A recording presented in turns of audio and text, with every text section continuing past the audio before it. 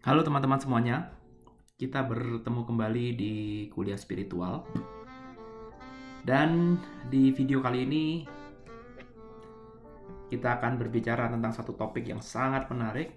Ya, jadi kita karena ini di sini weekend, ya jadi kita tidak bicara tentang topik yang berat-berat dan saya akan bercerita sedikit tentang guru saya, ya, guru saya yaitu orang yang ada di dalam foto ini.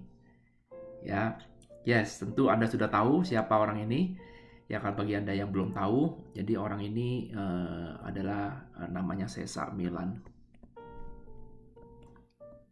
Ya, Cesar Millan. Orang ini adalah hostnya yang menjadi pembawa acara di dalam sebuah acara di Nat Geo yang namanya Dog Whisper. Ya, jadi orang ini apa ya? Orang ini itu adalah ahli dalam segala macam yang berhubungan dengan berhubungan dengan anjing. Ya, jadi kalau anjing Anda punya masalah, ya tinggal kontak orang ini, maka orang ini bisa menyelesaikan hampir 90% permasalahan yang dialami oleh anjing Anda. Ya, jadi kalau kita tinggal di Indonesia, saya rasa juga sama, di Amerika juga sama.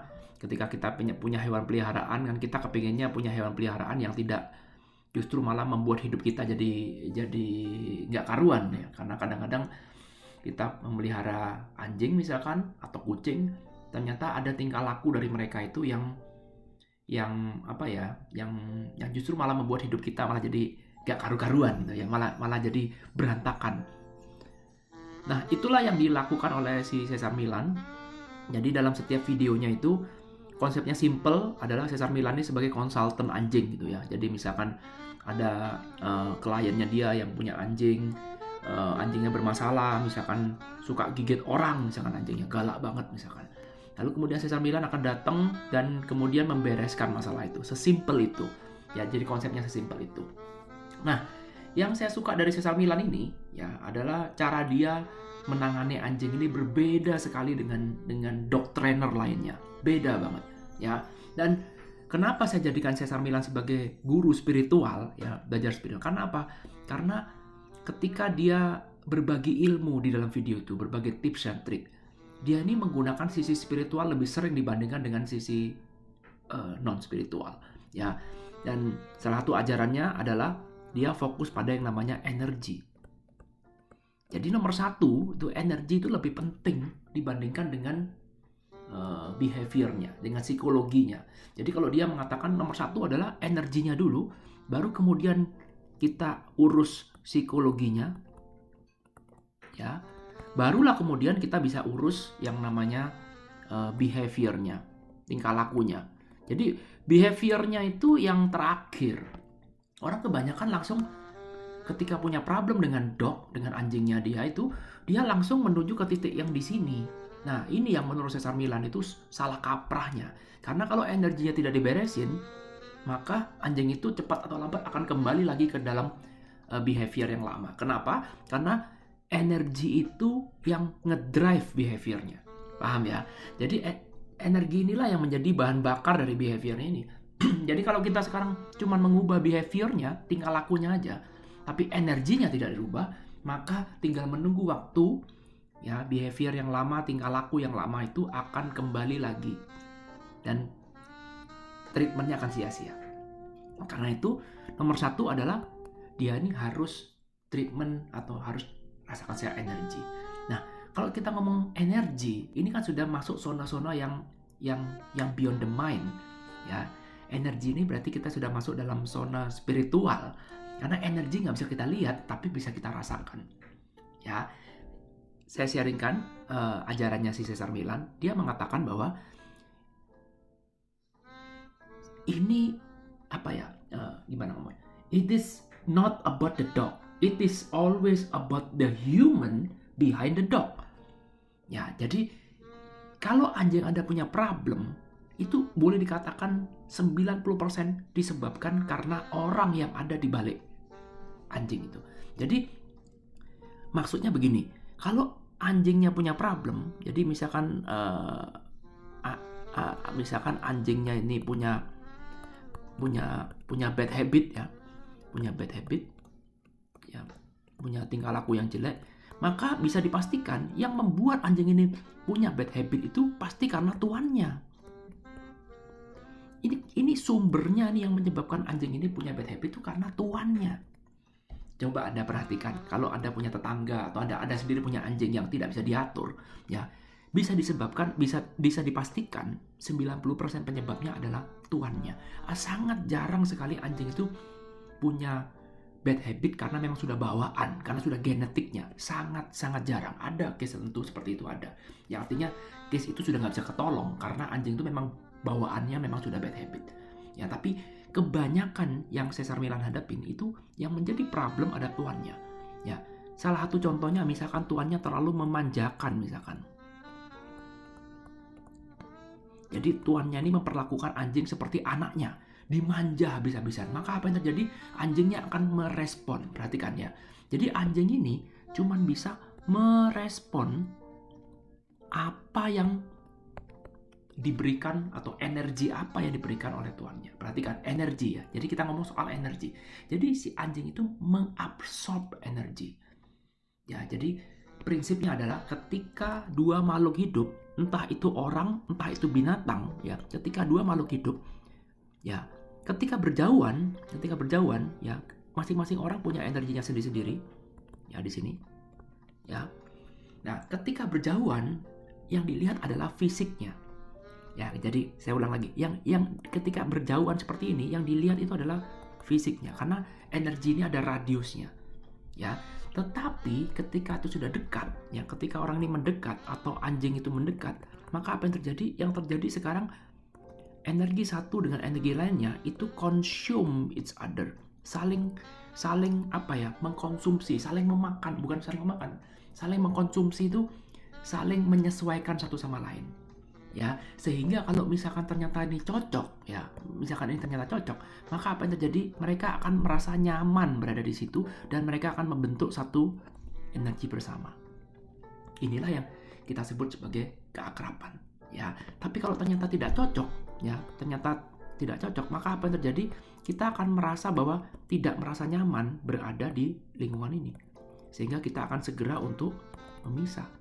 Ya, ini akan membuat pola jadi seperti ini.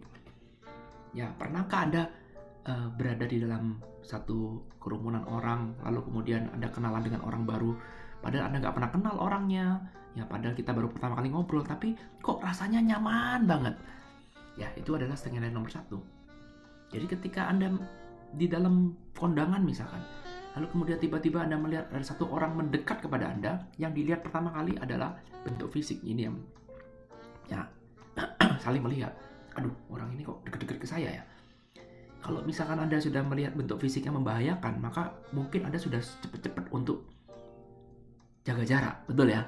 Jadi kalau misalkan Anda bertemu dengan orang yang tampangnya garang, tatonya banyak, terus tiba-tiba pasang muka garang, bawa senjata misalkan, maka sebelum mendekat, kita nggak perlu ngomong energi, sebelum mendekat pasti kita udah pergi dulu.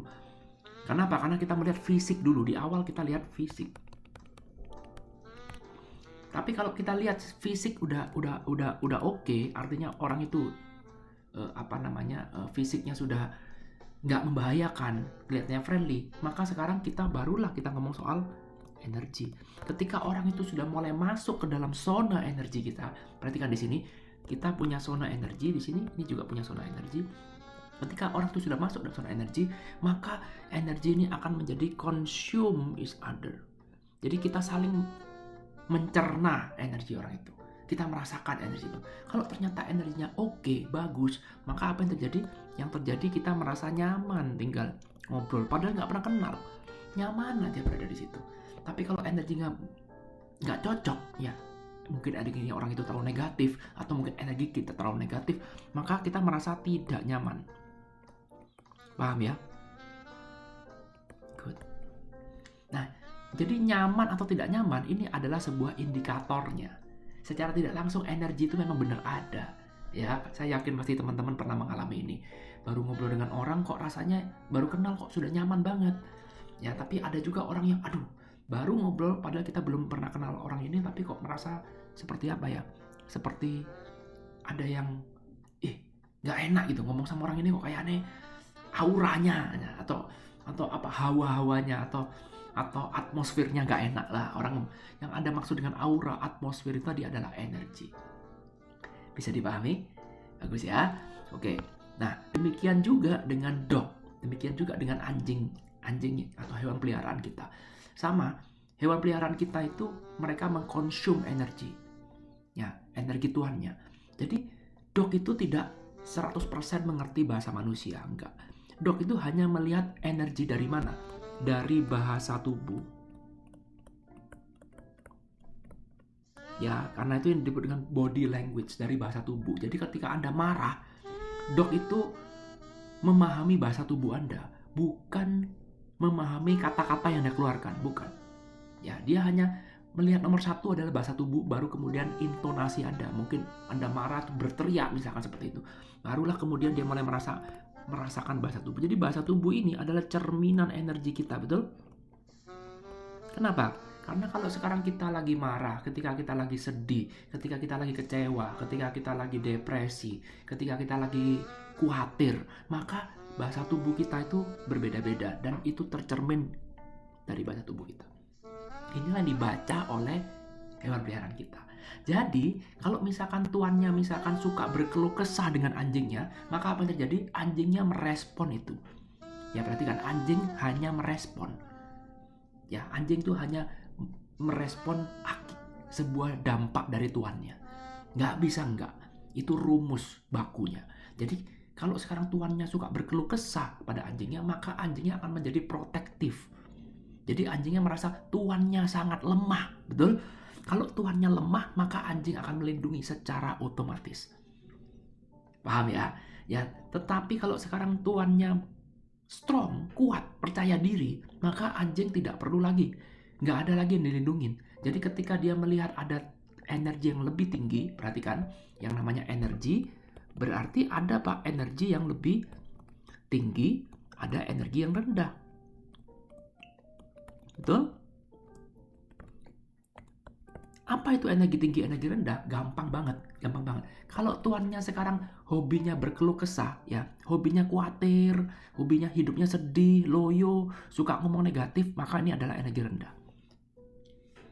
Udah, ya. Tapi kalau tuannya sekarang percaya diri, ya, confident misalkan, maka apa yang terjadi? Yang terjadi sekarang anjingnya tidak ada lagi yang perlu dilindungi. Dia hanya merespon energi tuannya. Energi yang direspon, energi rendah atau energi tinggi. Kalau sekarang energi tuannya rendah, maka anjing harus jadi tinggi. Ya, rumusnya adalah dalam sebuah komunitas, ya, misalkan ini sama dog kita, misalkan dognya, saya nggak bisa gambar anjing ya. Kalau ternyata tuannya energinya rendah, maka dognya harus energinya tinggi. Dan apapun itu, makhluk hidup maupun orang yang energinya tinggi, inilah yang disebut dengan leader. Betul? Jadi coba, kalau sekarang Anda lihat tuannya berkeluh kesah, aduh hidup ini kok susah ya, aduh kamu jangan seperti itu ya, aduh kok saya begini, aduh cuma kamu yang mencintai saya. Dog itu merespon bukan dari bahasa yang Anda keluarkan. Dia merespon energi Anda, merespon bahasa tubuh Anda. Kalau Anda suka menangis di depan dog, ya maka dognya akan melihat bahwa, aduh tuan saya ini lemah sekali. Betul? Ya, tuan saya ini lemah. Maka kalau tuan saya lemah, maka sekarang saya harus jadi kuat. Itu sudah hukum alam, itu naluri. Dog gak usah diajarin, gak usah sekolah, itu sudah naluri. Sehingga apa yang terjadi? Sekarang dog ini mau melindungi, betul? Tugas seorang leader apa? Mengayomi kan? Melindungi, mengayomi. Sehingga jangan heran kalau orang tuannya lemah seperti ini, anjingnya jadi gak bisa diatur. Anjingnya sekarang begitu melihat ada suaminya atau istrinya orang ini, langsung digigit.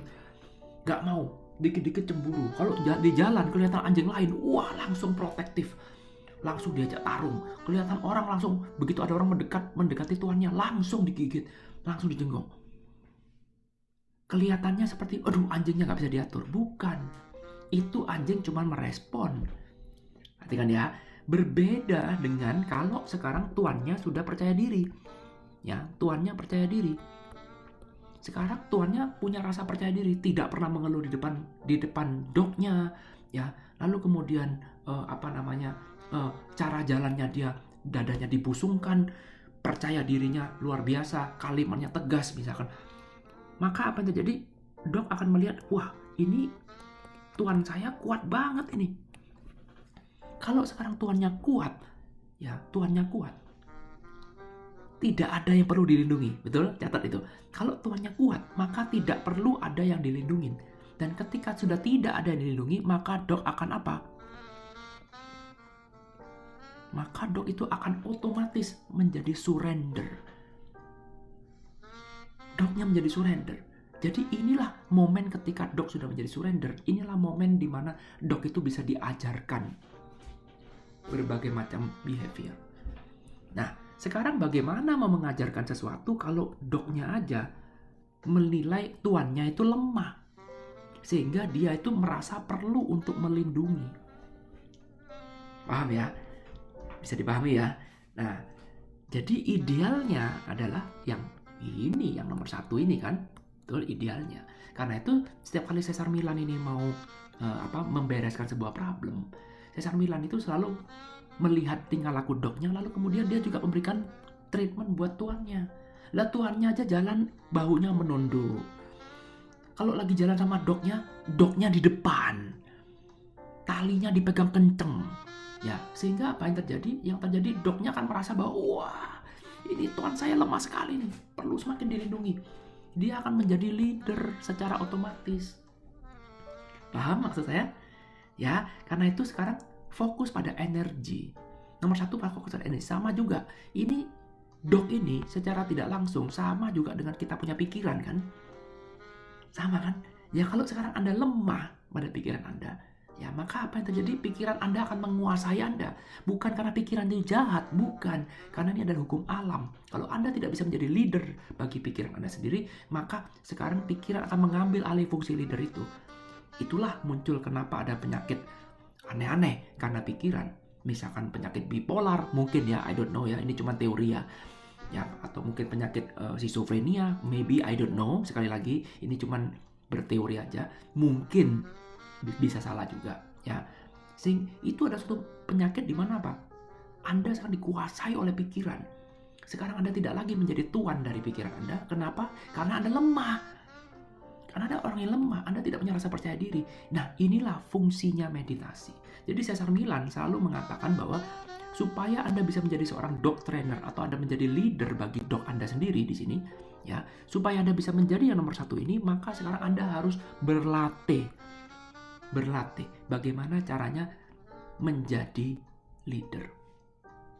Bagaimana caranya menjadi confidence. Bagaimana menjadi percaya diri. Bagaimana menjadi a better version of you. Betul? Ini dia poinnya. Sehingga Anda ini harus dilatih. Bukan langsung sekali bisa nggak bisa. Ini latihan berkali-kali. Dilatih, diulang lagi. Dan inilah yang seharusnya menjadikan topik ketika Anda meditasi. Dapat idenya? Ya, jadi kalau Anda meditasi itu bukan untuk berkeluh kesah, membicarakan masalah, aduh gimana ini kok tambah susah ini, aduh mati saya ini nggak mati. Itu namanya Anda berkeluh kesah, bukan Anda meditasi. Meditasi itu Anda melepas dari rutinitas hidup Anda sehari-hari. Jadi pahami ya. Nah, perhatikan di sini. Ada satu lagi yang mau saya sharingkan terakhir. Ada energi tinggi, ada energi rendah. Bukankah ini power and force? Betul? Oh, ternyata belajar power and force nggak mesti belajar dari bukunya David R. Hawkins. Yes, David R. Hawkins membuka jalan untuk belajar power and force. Ternyata kalau kita tidak fanatik, kita mau membuka diri, belajar sama guru-guru yang lain, ternyata ini power and force. Bener banget. Ya, paham ya?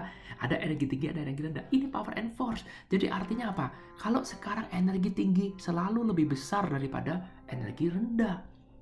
Powernya kalau Anda mau hitung, energinya itu lebih besar di zona power ini dibandingkan dengan zona force. Karena itu kalau sekarang Anda mau pakai ini nih, misalkan Anda bertemu dengan anjing misalkan ya, anjing yang tidak pernah Anda kenal, dan anjing ini sudah ditali, jadi anjing ini sudah aman gitu. Dan ketika Anda mau datang di sini, ya ketika Anda mau datang ke sini, anjing ini pasti akan berteriak, buk buk buk buk buk buk. Dia bilang jangan mendekat. Ya, perhatikan anjing ini sudah ditali ya, Jangan anjing liar Anda deketin, jangan. Lalu kemudian apa yang terjadi kalau sekarang Anda berjalan menuju ke sini dengan confident? Anda jalan ini dengan rasa percaya diri, bahunya tegak, kepalanya lurus, dan kemudian Anda mengatakan, diam, ya. Lalu kemudian apa yang terjadi? Sekarang Anda masuk zona power. Dan ketika Anda berada di zona power, maka anjing ini ya akan menilai, wah, ini orang percaya diri banget. Dan kemudian ketika Anda berada di sini, Anda akan consume energinya. Dan anjing akan merasakan, wow, orang ini confident banget. Ya, itu bisa dirasakan. Anjing tidak bisa berbohong. Paham ya? Tapi berbeda kalau sekarang Anda datang jalan ke sini dengan rasa takut. Ya, ini Anda sudah masuk zona force. Ya, ada rasa takut, ada rasa emosi, ada rasa khawatir dan segala macam. Maka ketika Anda jalan bersini, bahu Anda menunduk, kepala Anda takut, aduh mau maju, ragu-ragu. Maka apa yang terjadi dengan anjingnya? Yang terjadi anjing akan menjadi semakin brutal. Betul? Semakin menjadi-jadi. Jadi anjing itu hanya merespon. Ketika Anda berada dalam zona force, maka anjing yang tidak Anda kenal akan berubah menjadi brutal. Dia ingin semakin bernafsu untuk menyerang Anda. Tetapi ketika Anda datang ke sini dengan zona power, maka anjing ini akan menjadi surrender. Bisa dipahami? Seru ya? Ya, jadi ini adalah pembelajaran seperti ini ya, pembelajaran yang saya lakukan di Reality Transform. Ya, ini sudah kelas Reality Transform yang keempat, dan Reality Transform keempat akan dibuka nanti tanggal 19 Februari, akan dimulai kelasnya. Dan kita di dalam kelas itu akan belajar bagaimana kita berlatih untuk menjadi percaya diri, berlatih untuk bermain-main di zona power, mengajarkan tubuh kita bagaimana kita menjadi the best version of you. Ya, jadi itu diajarkan, nggak bisa kita satu kali langsung bisa, nggak bisa. Ya, apapun histori Anda, apapun latar belakang Anda, apapun masa lalu Anda, ya, saya akan mengajarkan bagaimana caranya supaya menjadi the better version of you, step by step, mengajarkan ke tubuh Anda, sehingga tumbuhlah rasa percaya diri itu dalam diri Anda. Apa yang terjadi ketika Anda sudah tumbuh rasa percaya diri itu, maka sekarang Anda menjadi leader dalam hidup Anda sendiri. Anda menjadi leader bagi pikiran Anda sendiri. Perhatikan, pikiran itu cuma sebuah pola. Pikiran itu cuma sebuah program. Ya, jadi nggak ada yang namanya pikiran nggak bisa diatur, nggak. Pikiran itu cuma sebuah program. Ya, sekarang pikiran menguasai Anda. Kenapa? Karena Anda sekarang bukan seorang leader. Karena Anda sekarang posisinya ada posisi yang lemah. Menarik. Dicatat pembelajarannya ya. Semoga ini bisa memberikan manfaat bagi Anda. Dan kalau memang kita berjodoh, kita bisa belajar ini di kelas 6 minggu hanya untuk mengatur bagaimana become a better version of you. 6 minggu kelasnya. Tanggal 19 Februari nanti kita akan mulai. Semoga kita berjodoh ya. Oke, thank you. Sampai ketemu di kuliah spiritual berikutnya. Thank you.